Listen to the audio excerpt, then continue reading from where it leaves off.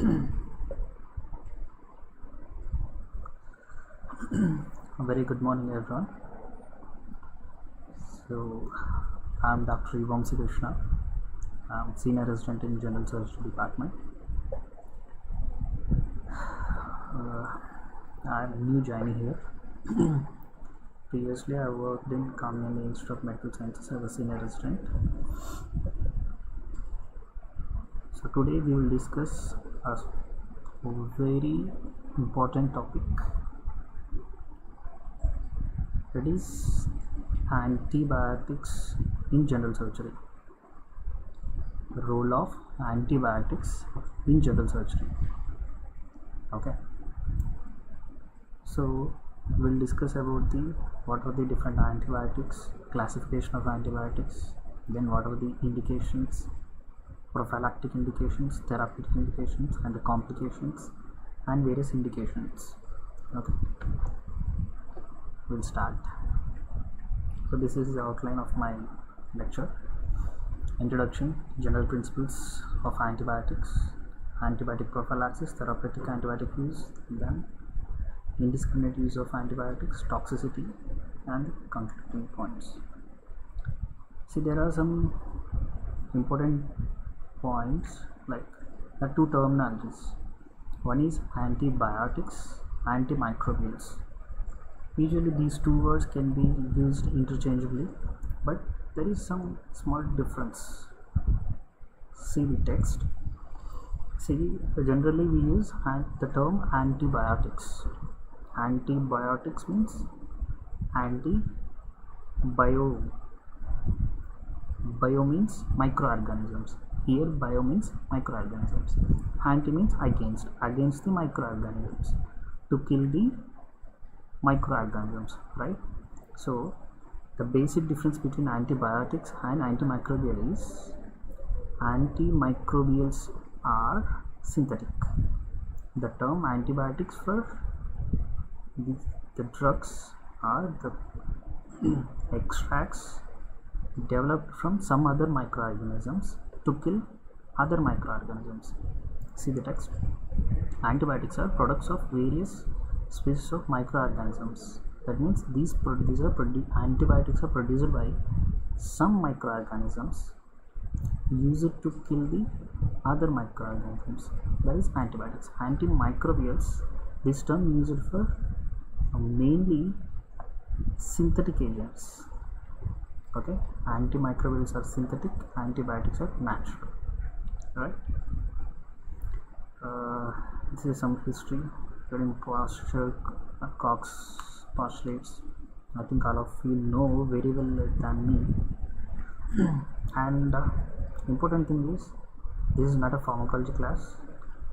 This is general surgery class. I am going to tell you about the role of antibiotics in general surgery practice, not the complete pharmacology of antibiotics.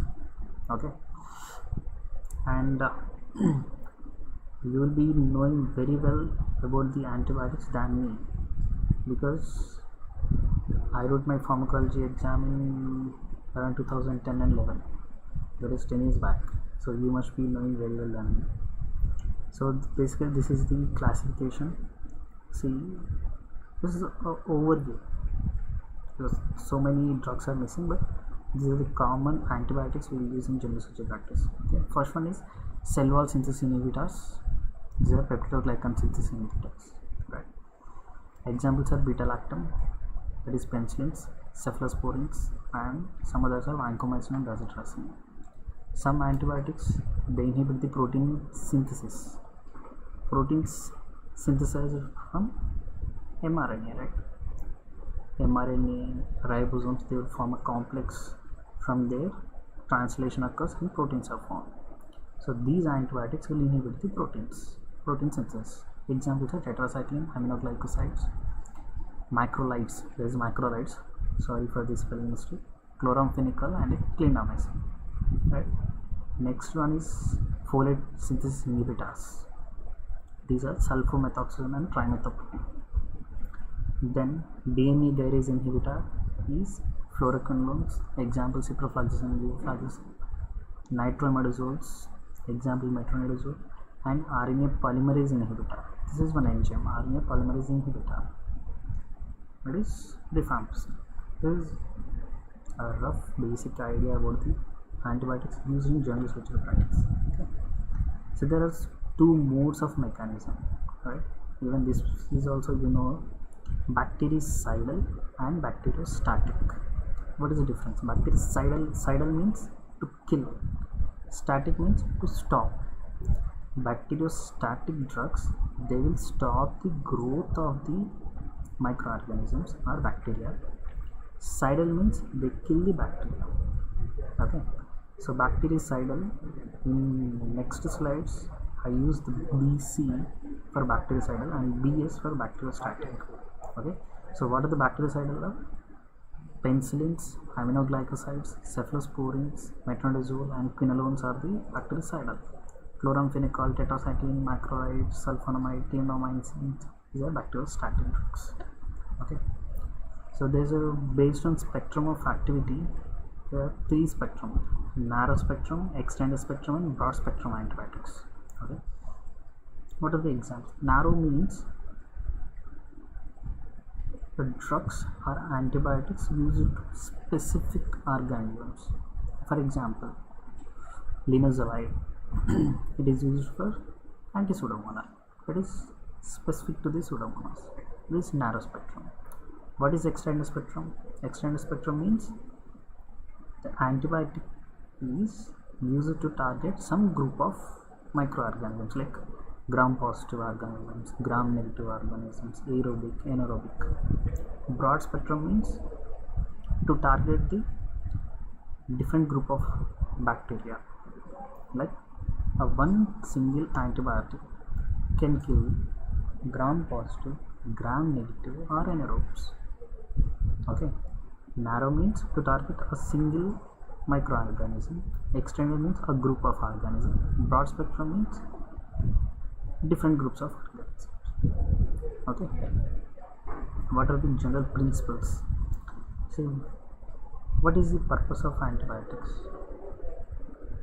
I forget your name. Dr. Vamsi Krishna. Sorry. These are the different principles. Okay, so what is the main purpose of antibiotics? Okay, see, we use the antibiotics in clinical practice to treat the infections or to prevent the infections. Okay, to treat the infection or to prevent the infection. For example, when we are planning a surgery, right, an elective surgery, for example, take a hernia surgery, right? Hernia is an elective procedure. During surgery, we have to give an incision, then we'll do surgery, and after that we'll close it. This incision may cause introduction of microorganisms into the wound, into the body, right? So before surgery, to prevent the entry of microorganisms, we can use the antibiotics. Okay, so this is the prevention of infection in the surgical practice. This is called as prophylactic antibiotics. Okay, even before the surgery, we are giving prophylactic antibiotics, right? Treatment means, for example, a case of cellulitis, a case of intestinal obstruction, patient already is in sepsis, or any trauma case with dirty wound, or any appendix case, appendicitis, appendicular perforation. In all these cases, already patient developed sepsis. We are using antibiotics to treat this sepsis. So this is treatment, and the prevention of infection is a cardinal responsibility in the surgical team, right? Understood? Then we have to use appropriate antibiotics to treat the different microorganisms. Okay, then SSI. SSI is surgical site infection. SSI is surgical site infection. What is surgical site infection? Meaning itself is there in the term. Okay, infection at the site of surgery. infection at the site of surgery is surgical site infection, right? What do you mean by surgical site infection? I told you about the hernia surgery, right? We are incising the wound, we are operating, and we are placing a mesh, and after that we are closing it. Surgery is over. But because of infection, that microorganisms enters into the body or the wound, they'll grow there and causes infection, inflammation, and pus formation at the site of wound or surgical site. That is surgical site infection. Surgical site infection is the most common morbidity in general surgery practice. So we have to prevent that surgical site infection, right? So this is the major principles of antibiotic usage in general surgery practice, right? To prevent, to treat, to prevent the surgical site infection. Then how to select the antibiotics? Okay, so first of all we should know the principles of or properties of antibiotics. What is the mechanism, what is the pharmacokinetics, dynamics, then the sensitivity of antibiotics, then this is the regarding antibiotics. Then patients, what is the age of the patient, what are the morbidities of patient, either whether the patient is renal failure or in hepatic failure, then what type of pathogen is there, what type of infection is there, which organ we are operating. Based on all these points we'll select the antibiotics. Okay, see the details. First one is safety of the agent. So many patients will have sensitivity and specificity based on the infection and the patient factors, right? So, and the safety of the agent, that means toxicity should be less. For example, aminoglycosides, gentamicin, right? These antibiotics causes renal failure. We cannot use aminoglycosides a patient of renal failure or ototoxicity, right?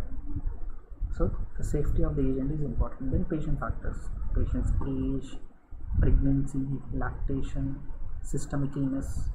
We have to consider all these points because some antibiotics cannot be used in pregnancy, some antibiotics cannot be used in lactation, alright? And hypersensitivity also. For example, if a patient is sensitive to penicillins, right, even we cannot use the cephalosporins to that very same patient. Okay, these points should be keep in mind. Then availability, accessibility, affordability of the drug, because any antibiotic should be easily available, easily accessible to everyone, and affordable. That means the cost of the antibiotic should be very low, because some higher antibiotics, so-called higher antibiotics, there is no terminology like higher antibiotics, because higher antibiotics are usually narrow spectrum and the cost is very expensive. Okay, these are all the gimmicks of pharmacology companies. Okay, for example, imipenem, meropenem, carbapenems, all these are each vial cost around 2000 to 4000. Okay, so affordability is very important. Fluoroquinolones like ciprofloxacin, it is a very cheap drug. It costs around 2 to 3 rupees based on brand, 2 to 5 rupees. Even ciprofloxacin can be used to treat the pseudomonal infection. Linezolid, each tablet costs around 40 to 100 rupees. Ciprofloxacin is 1 to 2 rupees. Sometimes it may sensitive to linezolid, sometimes it may sensitive to ciprofloxacin. Based on sensitivity also we have to consider the antibiotics and giving you the examples based on the cost. So it should be easily available, it should be easily accessible and affordable to everyone. Antibiotic prophylaxis to prevent the anticipated infection. Okay, what are the indications of prophylactic antibiotics? I've given you one example, right? Hernia surgery, wounds, clean contaminated and contaminated wounds, clean wounds, which implants or processes are inserted. That means hernia surgery, right? Any bites, open fractures, delay in cleaning of the wounds, hand and foot injuries, the wound length more than 5 cm, crush injuries, burns, immunosuppressive patients, right? What are the general considerations in selecting the antibiotics? All right. See, antibiotics are not a substitute or alternative to surgical techniques. That means, for example, take an abscess case. Abscess should be drained. You cannot treat the abscess completely with antibiotics only. You cannot cure the abscess completely with the usage of antibiotics. So that abscess should be drained, right? The gross pus discharge should be drained, which will be let out and debrided. Then the remaining part is taken care by antibiotics. So it is not a substitute or alternative to surgical practice. Alright. Then it is necessarily only used in high risk cases of bacterial contamination. I will tell you the same example. Hernia surgery. Alright. It is a clean case, not a contaminated case. It is purely clean case. Right. We'll give prophylactic antibiotic in case of clean case because we are using some processes, right? We'll give only one single shot of antibiotic 1 hour before surgery or before incision. That's it. The remaining dosage of antibiotics are not required for hernia surgery. But in India, we are practicing like we are giving antibiotics even for hernia surgery for 1 week, 10 days course. That is not correct practice as per the textbooks because of Indian conditions, patients factors, right? So the antibiotics should be used in only high risk cases of bacterial contamination, not in all the cases. Then preoperative selection of antibiotics should consider the normal flora in clean cases and the likely contaminant in dirty cases. Dirty cases like perforated appendix with generalized peritonitis is a dirty case. Hernia surgery is a clean case. So we have to consider the normal flora of the skin, normal flora of the gut. Okay. Then adoption of policy on type of antibiotics use is very important. So these are the different regions of the body and what are the normal flora. The skin, alright. Over the skin, normal flora is staph, strep and propionibacterium. Oral cavity, staph, strep along with anaerobes and gram-negative rods. Nasopharynx, staph, strep, thorax, staph, strep and propionibacteria similar to the skin. Esophagus to the jejunum, the flora of the nasopharynx are similar even in the esophagus. Large bowel, the common flora is gram-negative rods, bacteroids, enterococci and anaerobes. Female genitalia tract, similar to large bowel, along with that staph, strep and Haemophilus influenza. Urinary tract, usually it is sterile only. Limbs, staph and strep. Propionibacteria similar to the skin. So we have to target these group of microorganisms. So we use specific antibiotics. These are the recommended antibiotics for different surgical procedures. Okay. This is very clumsy table. Don't panic answering with seeing this table. This is very simple table. See, this is recommended drugs, which is alternative regimens, surgical procedures, and the pathogens. Okay, see, recommended drugs: cefazolin, cefazolin, cefazolin, cefazolin, cefazolin, cefazolin, cefazolin, cefazolin, cefazolin, cefazolin. Right? That is second generation cephalosporin. So most of the times they use second generation or third generation cephalosporin as prophylactic antibiotic in surgical procedures. Right? See, very simple. Cefazolin along with we use antibiotic which can target anaerobes like metronidazole or clindamycin. Okay. See, for usually in general surgical practice, for any appendectomy, colorectal surgery, and penetrating abdominal trauma, in general surgery, most of the times we use cefazolin along with metronidazole. Right? If it is esophagus and gastroduodenal or upper GI, cefazolin is enough. Right? For gynecological practice, we use cefazolin. For head and neck, clindamycin. Neurosurgery, again cefazolin.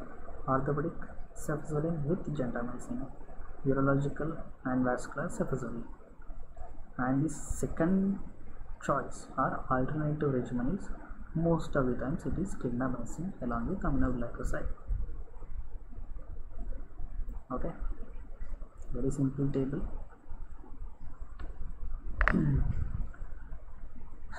Perioperative management of antibiotics. I told you this point already. Take that same simple example, hernia surgery. Right? It is a clean case.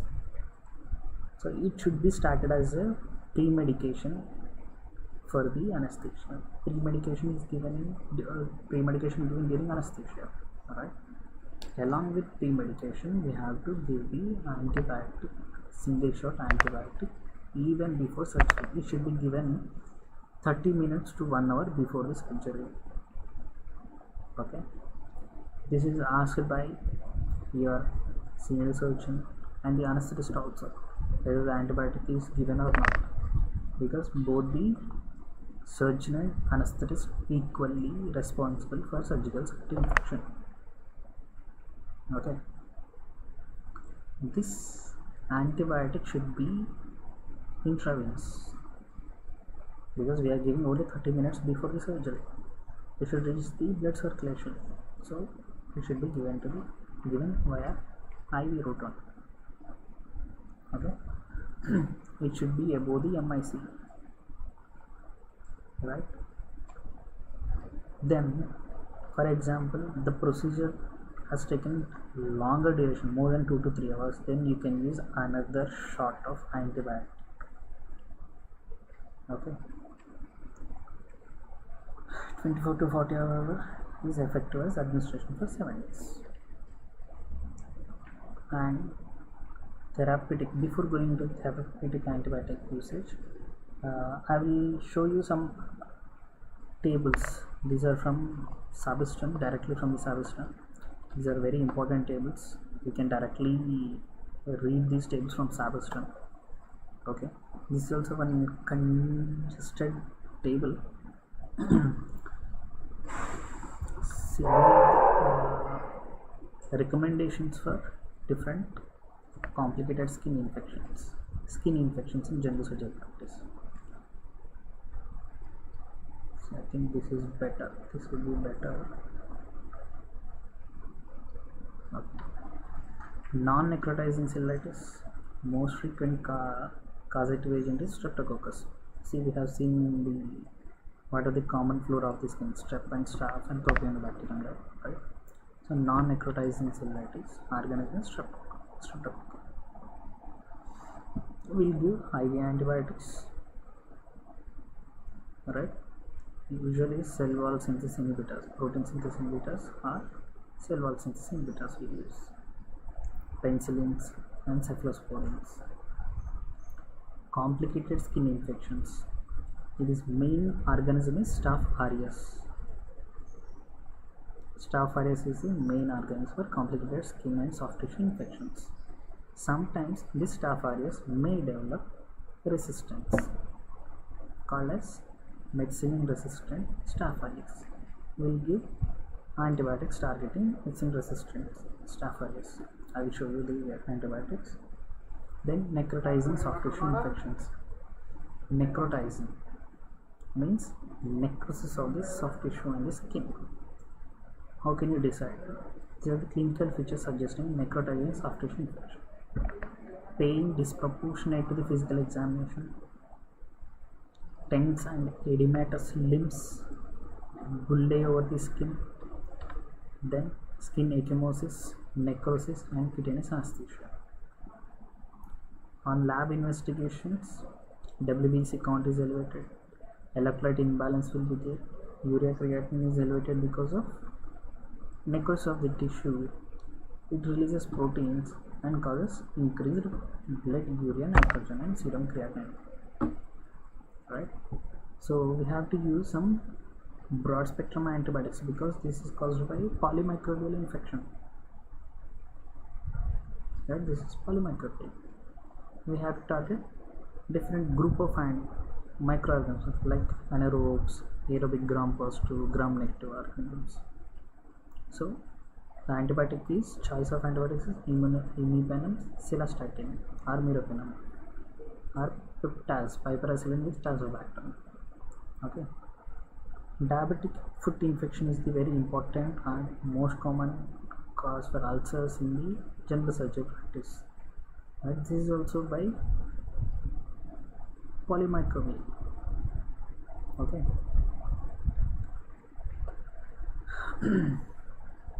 See, these are the various empirical antibiotics used for the different microorganisms. Empirical means even before taking the cultures, we will start antibiotics because a culture sensitivity test. Culture sensitivity is microbiology test.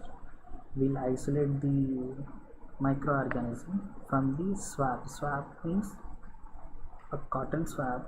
We scrape over the wounds or else any fluid like blood, urine or pus or any other tissue. Right? We'll take these samples, we'll isolate the microorganism, we'll culture on the plates, then we'll put some antibiotics. We'll see whether the microorganism is sensitive to some particular antibiotic.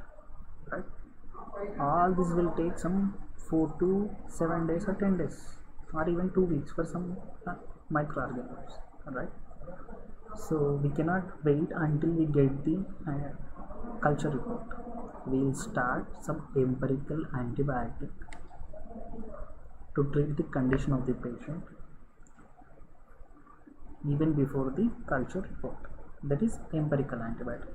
How can we choose empirical antibiotic? So it is surgeon's choice or physician's choice.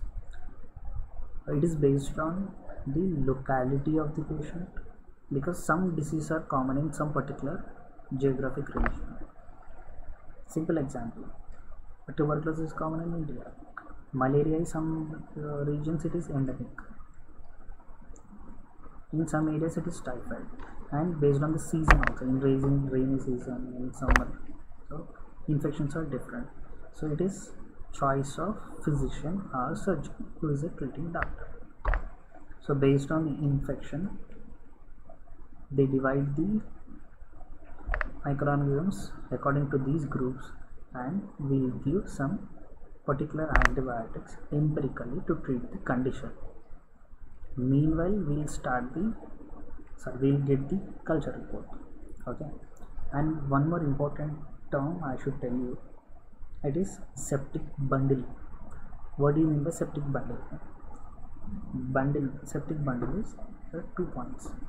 First one is we have to start the antibiotics when you are suspecting septicemia. it should be started within 2 hours after arriving in the patient. Okay, within 2 hours you have to start the antibiotics in case of septicemia. This is first point. Second point is you have to collect the samples or specimens to culture the microorganisms. Okay, that means first you should take the samples, should be blood, urine or wound or anything specific sample like CSF. Take the sample, send for the culture sensitivity, then start the antibiotics. It should be occurring within 2 hours in case of septicemia. This is called as septic bundle. So while giving these antibiotics, we have to consider the different factors and we have to select the antibiotic. Say anti-pseudomonal or peptides, cefepime, ceftazidime, imipenem, cilastatin. See, I told you ciprofloxacin, levofloxacin. Ciprofloxacin is a very simple drug, commonly available, cheap drug. Even ciprofloxacin also can be used in anti-pseudomonas. Then some targeted spectrum, like for gram positive, we use glycopeptides like vancomycin and telavansin. Then linezolid. For gram negative, we use cephalosporins, third generation cephalosporins, polymyxins. Anti-anaerobics, I told you metronidazole. Okay, these are the targeted spectrum. Broad spectrum means peptides, carbapenems, fluoroquinolones, and tigacycline is considered broad spectrum antibiotics. Anti-anaerobics are metronidazole, carbapenems. Anti-MRSA, methicillin resistant staph aureus. I told you complicated skin infection is caused by staph aureus and it may develop some methicillin resistance. So we will give drugs specific to the MRSA. Examples are ceftaroline, daptomycin, minocycline, linezolid, tigacycline and vancomycin. These are the anti-MRSA. In next table, see this table.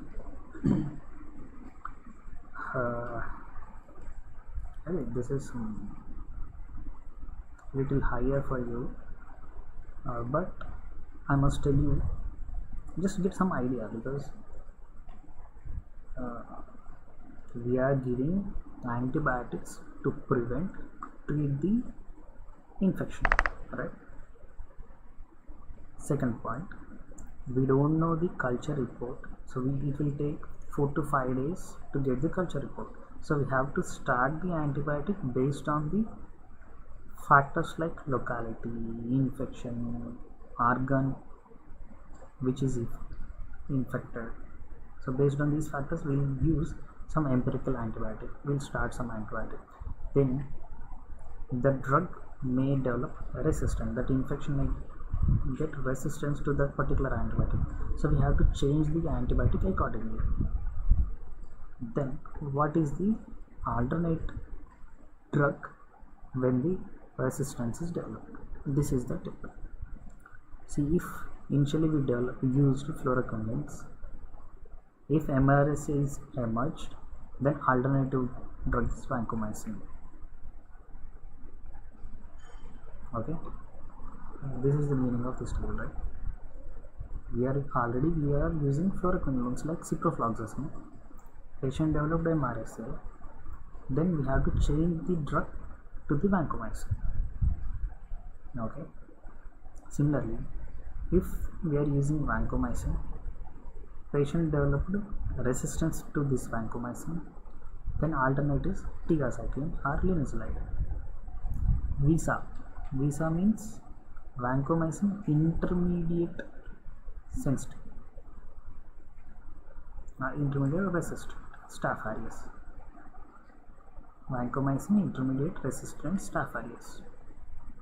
Okay, the alternatives is ceftaroline, tigacycline, linezolid.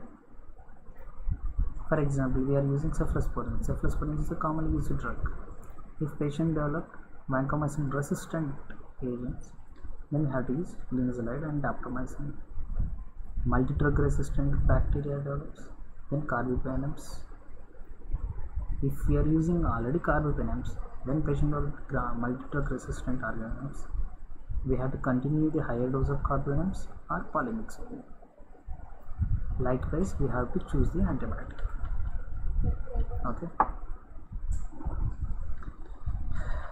See these tables. We have to choose the antibiotic based on the condition of the patient, based on the microorganism. Okay. For non-necrotizing cellulitis, it is strep and staph. Complicated skin infections, the staph aureus. Necrotizing skin infection, it is polymicrobial. Okay.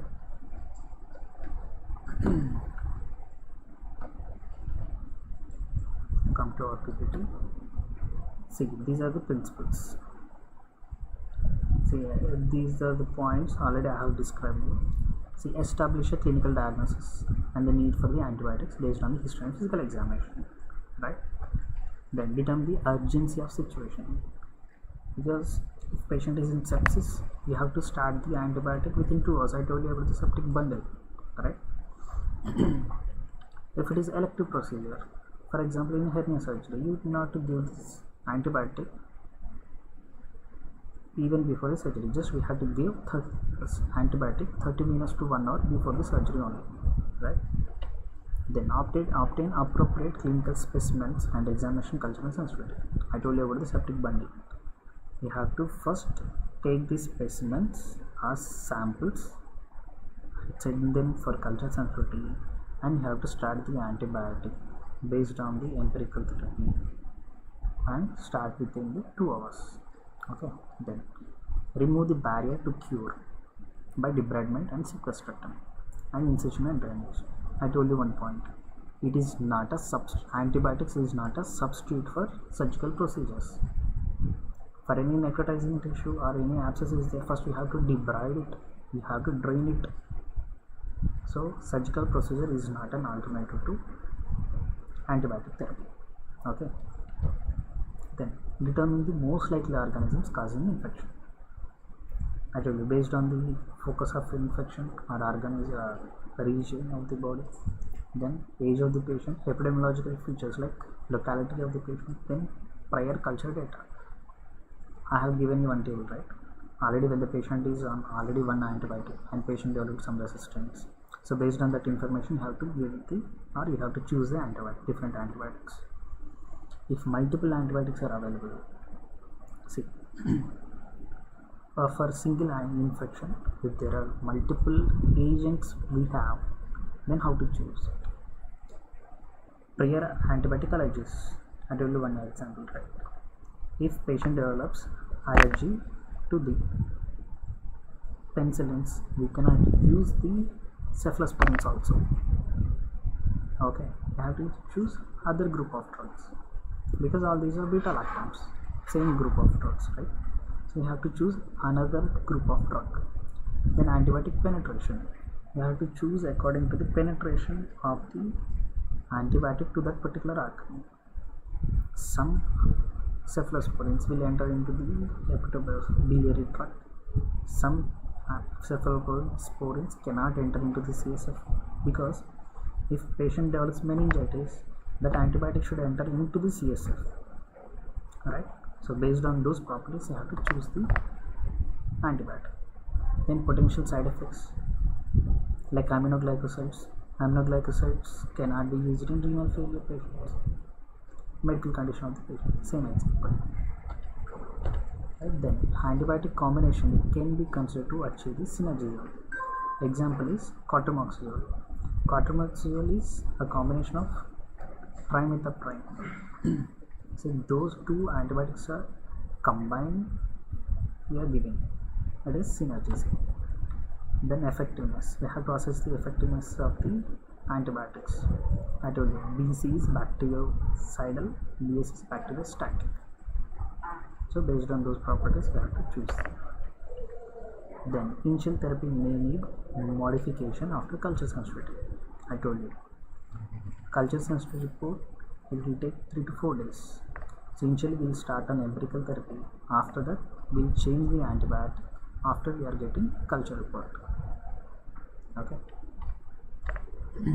What are the dangers of indiscriminate usage?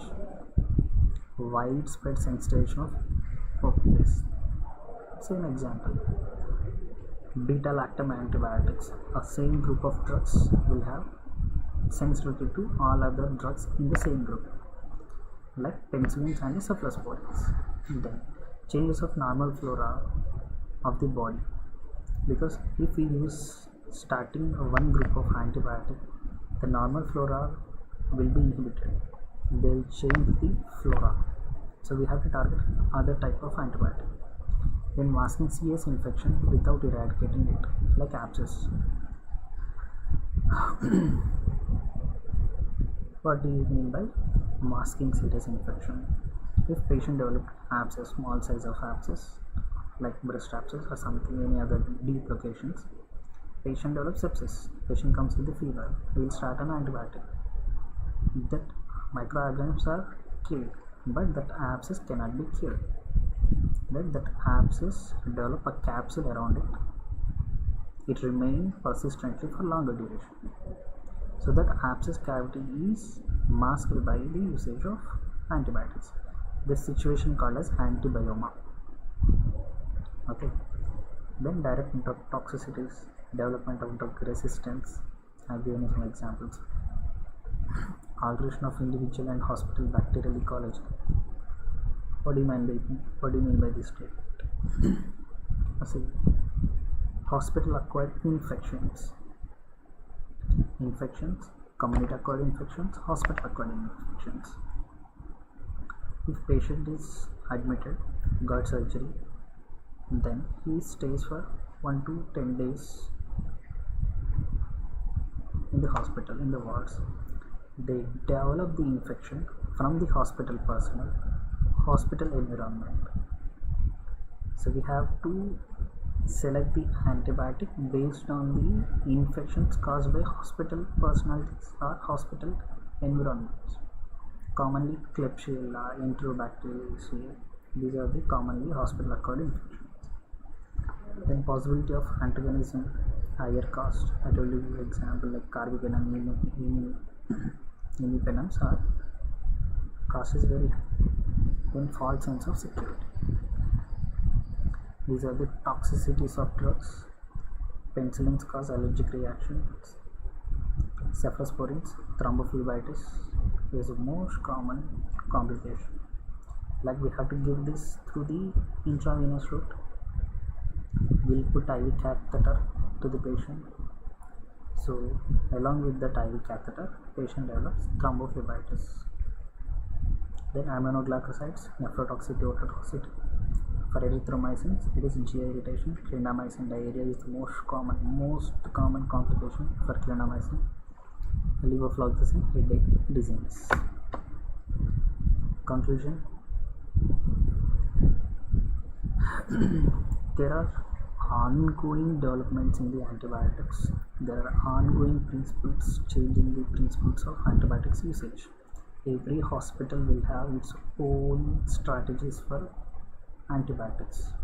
In every hospital, the special panel will be there in the hospital, how to select the antibiotics based on the cultures, based on the patient, based on the... Okay. To summarize, I told you some important points, right? One is antibiotics, antimicrobials. What are the indications? To prevent, to treat. How to choose antibiotics? First one is empirical therapy. Second one is targeted therapy. Empirical therapy based on factors like patient factor, hospital factor, geographical factors. Then targeted therapy based on culture report. Then prophylactic therapy and therapeutic usage, complications. Okay, and the different antibiotics to treat the different microorganisms. Remember mainly what are the anti-pseudomonal agents, what are the MRSA agents. Okay, thank you.